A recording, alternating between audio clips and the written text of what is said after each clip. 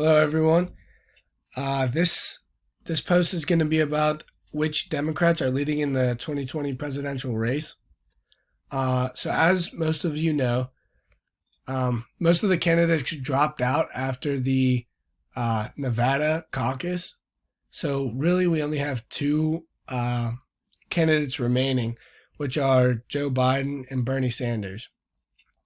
Now, Joe Biden started out horrible, and now he's risen up because he's getting to more of the minority states, and he has the minority vote.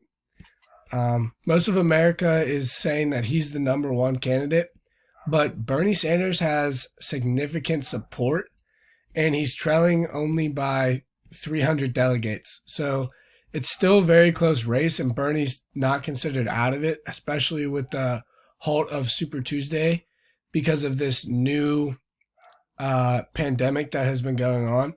So basically, I just wanted to update you guys on who's leading and whatnot, and to look out for Bernie Sanders is going to make a rise for sure in these last couple primaries and caucuses because of his vote with the younger voter.